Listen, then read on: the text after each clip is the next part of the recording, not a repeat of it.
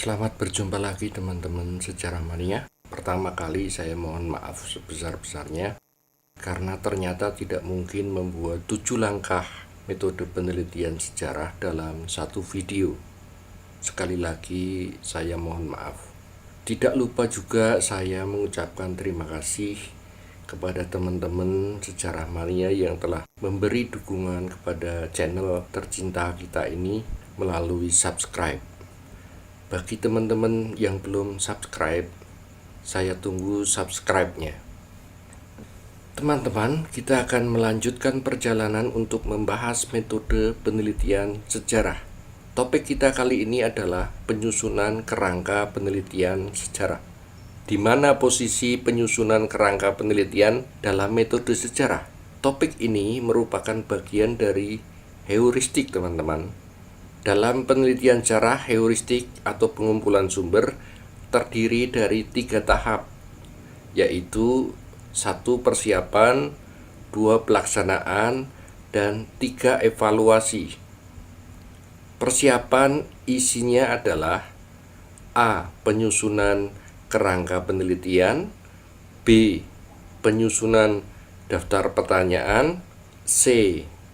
Identifikasi jenis sumber dan cara memperolehnya, serta D. Perlengkapan administratif. Sementara pada pelaksanaan ada 2, yaitu pengumpulan sumber tertulis dan pengumpulan sumber lisan. Terakhir pada evaluasi ada A. Tujuan dan B. Cara melaksanakan evaluasi. Penyusunan kerangka penelitian mencakup 4 hal, yaitu 1. Pengertian dan tujuan, 2. Cara penyusunan kerangka penelitian sejarah, 3. Model kerangka penelitian sejarah, dan saya tambahkan khusus untuk teman-teman sejarah mania yaitu 4. Manfaat lain dari kerangka penelitian sejarah. Mari kita mulai dengan pengertian dan tujuan. Apa itu kerangka penelitian?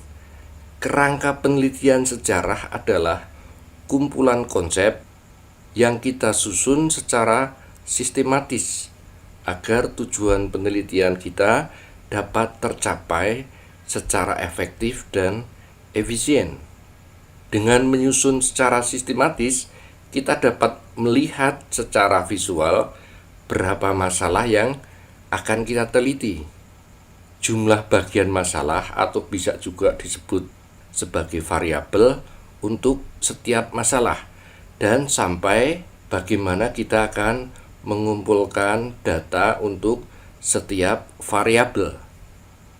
Tujuannya apa? Tujuan penyusunan kerangka penelitian sejarah secara langsung adalah untuk mengarahkan penyusunan daftar pertanyaan penelitian untuk setiap aspek dari permasalahan yang diajukan. Yang kedua, untuk mengidentifikasi sumber sejarah, jenis sumber sejarah, dan cara memperolehnya.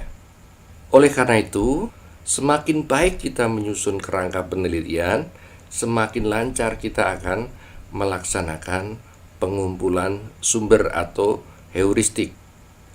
Pertanyaan yang kemudian muncul adalah bagaimana kita menyusun kerangka penelitian sejarah? Jangan khawatir teman-teman, cukup mudah dan tidak perlu memeras otak. Pertanyaan yang diajukan pun cukup simpel, yaitu apakah semua rumusan masalah yang telah kita susun itu dirinci dengan mendetail.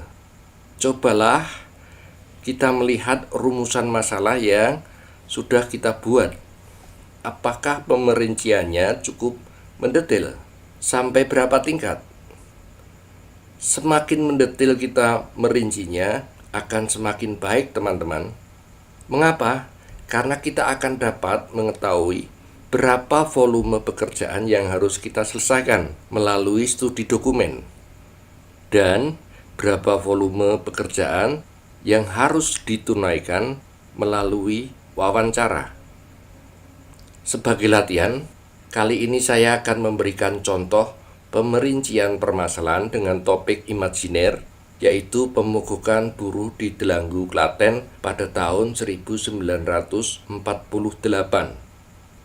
Ada dua permasalahan yang diajukan, yaitu satu, mengapa terjadi pemogokan buruh di Delanggu, Klaten pada tahun 1948. Yang kedua, bagaimana proses pemogokan itu berlangsung. Kita fokuskan perhatian pada permasalahan pertama, yaitu mengapa terjadi pemogokan buruh di Delanggu, Klaten pada tahun 1948.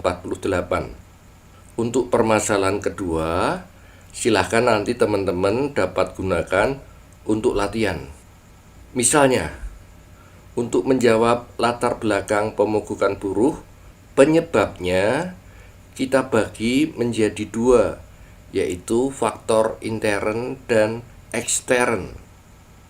Faktor intern kemudian kita rinci menjadi politik, sosial, dan ekonomi. Sementara faktor ekstern kita bagi menjadi Persatuan Perjuangannya Tan Malaka dan pasukan Siliwangi.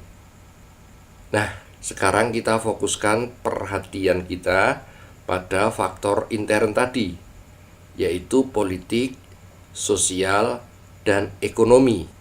Masing-masing kita rinci lagi. Di politik kita rinci menjadi dua, yaitu kebijakan politik pemerintah, maksudnya pemerintah RI di Yogyakarta, dan respon golongan kiri. Di sosial kita rinci menjadi identitas sosial masyarakat Klaten, sistem sosial, dan struktur sosial masyarakat Klaten. Terakhir, pada bidang ekonomi, kita rinci menjadi struktur ekonomi masyarakat Klaten, kemiskinan, dan upah buruh di Klaten. Sampai di sini, marilah kita hitung berapa tingkat pemerincian yang berhasil kita lakukan. Ternyata dapat 1, 2, 3.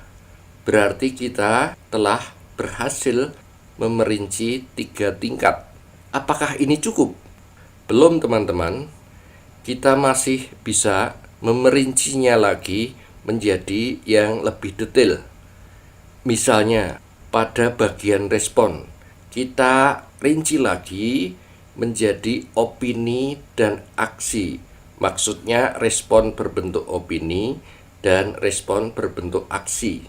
Pada bagian opini, kita dapat merincinya lagi menjadi opini dari Sarbupri dan opini dari buruh tani. Berarti kita mencapai 5 tingkat pemerincian. Sampai di sini teman-teman sejarah mania punya gambaran tentang bagaimana menyusun kerangka penelitian? Tidak sulit kan? Betul, tidak ada yang sulit.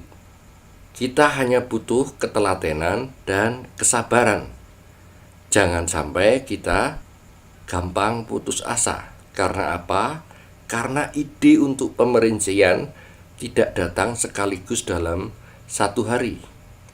Luangkan waktu 1-3 hari teman-teman untuk memikirkannya. Jangan lupa untuk langsung menulis ketika ide itu muncul dimanapun dan kapanpun. Barangkali teman-teman ada yang bertanya, bagaimana kalau kita tidak melakukan pemerincian permasalahan? Resikonya sangat berat, teman-teman.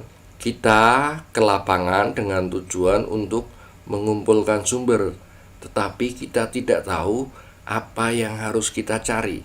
Kita masih meraba-raba dan sangat besar kemungkinannya untuk kesasar atau bahkan menemui jalan buntu. Barangkali teman-teman dapat mengumpulkan banyak sekali sumber tentang topik itu, tetapi sumber yang kita kumpulkan akan tidak menjawab permasalahan secara mendalam. Dengan kata lain, sumber-sumber itu mubazir. Penelitian menjadi tidak optimal dan hasilnya mengecewakan. Oleh karena itu, saya anjurkan teman-teman untuk memerincinya berdasarkan buku dan jurnal yang sudah teman-teman baca. Teman-teman juga dapat membuat kerangka penelitian dengan menggunakan software mind map dan juga tabel. Untuk mind map banyak sekali modelnya. Silahkan teman-teman memilih model apa yang mau digunakan. Nah, sekarang saya jelaskan manfaat lain seperti yang saya janjikan tadi dari penyusunan kerangka penelitian sejarah. Selain memudahkan kita dalam mencari sumber, sebetulnya langkah penyusunan kerangka penelitian atau pemerincian permasalahan menjadi sedetil mungkin itu juga sangat membantu kita dalam menyusun tahap terakhir dari metode sejarah, yaitu historiografi. Barangkali teman-teman membatin, sumber saja belum dikumpulkan, tidak mungkinlah kita dapat berpikir tentang penulisan laporan.